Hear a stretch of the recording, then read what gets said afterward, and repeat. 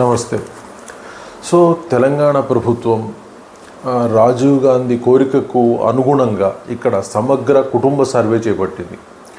అయితే చాలా గొప్ప విషయం ఏంటంటే 50 రోజుల్లో తెలంగాణ పూర్తి స్థాయిలో సమగ్ర కుటుంబ సర్వే చేసేసి ఇక్కడ కులాలు కంప్లీట్గా ఏ విధంగా ఎంత పర్సంటేజ్ ఉంది అంటే బీసీలు ఎంతమంది ఉన్నారు, ఎస్సీలు ఎంతమంది ఉన్నారు, ఎస్టీలు ఎంతమంది ఉన్నారు, ఫార్వర్డ్ క్యాస్ట్లు ఎంతమంది ఉన్నారు అనేది క్షుణ్ణంగా చెప్పింది.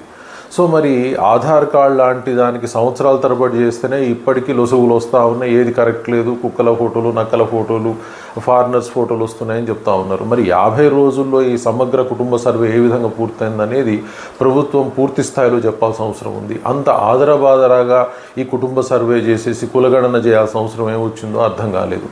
సో సరే, ఓవరాల్గా చూసినప్పుడు ప్రభుత్వం రిలీజ్ చేసిన ఈ రిపోర్ట్ ఎలా ఉంది అంటే బీసీలు 46.25% ఉన్నారు తెలంగాణలో, అలాగే 17.43% ఎస్సీలు ఉన్నారు, 10.45 ఎస్టీ వర్గాలు ఉన్నాయి అని చెప్తా ఉన్నారు. అలాగే ఫార్వర్డ్ క్యాస్ట్కి వచ్చినప్పుడు 15.79% ఉన్నారు అని చెప్తా ఉన్నారు.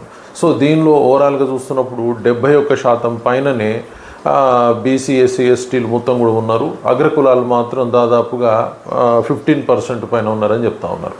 సో ఓవరాల్గా ఏం చేయబోతూ ఉంది అంటే సమాజాన్ని కులాల వారీగా, తెగల వారీగా డివైడ్ చేసేసి బ్రిటిష్ వాళ్ళలాగా విభజించి పాలించు అన్న రాజకీయాలని కాంగ్రెస్ పార్టీ తేబోతూ ఉందా?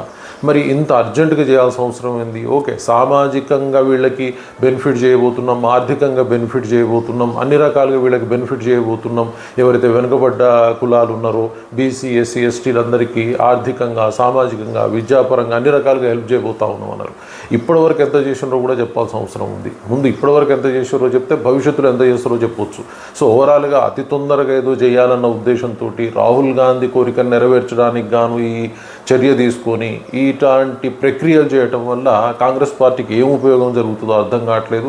దీని ద్వారా ఎవరు లాభం పొందుతారో అర్థం కావట్లేదు. ఉన్న స్థితిలో ముందు దాన్ని ప్రాపర్గా ఇంప్లిమెంట్ చేసి ప్రజలకు న్యాయం చేయగలిగితే ఈ బీసీ, ఎస్సీ, ఎస్టీలు లబ్ధి ఆల్రెడీ పొందుతున్నాం మేము మాకున్నంత వరకు అనుకున్నట్లయితే డెఫినెట్గా ఇలాంటి ప్రక్రియలన్నీ కూడా యాక్సెప్ట్ చేయవచ్చు. కానీ ఉన్న స్థాయిలోనే హెల్ప్ జరగనప్పుడు ఈ కొత్త చర్యల వల్ల, కొత్త సర్వేల వల్ల, కొత్త గణనల వల్ల ఏం ప్రజలకు ఒరుగుబాటు జరుగుతుందనేది ఎవరికి అర్థం కాని విషయం. మరి ఎలాంటి చర్యలు వీళ్ళు తీసుకుంటారు, ఎలాంటి అభివృద్ధిని వీళ్ళు ప్రవేశపెడతారో అర్థం కాదు. సో వేచి ఉండాల్సిన అవసరం అయితే ఉంది డెఫినెట్గా. ఎందుకంటే ఏదో తొందరపాటు చర్యల వల్ల ఏదో అర్జెంటుగా లాభాలు అయితే జరగవు. మరి దీని ద్వారా మంచి జరగబోతుందా, చెడు జరగబోతుందా అనేది భవిష్యత్తులో వేచి చూడాల్సిన అవసరం ఉంది. Thank you very much.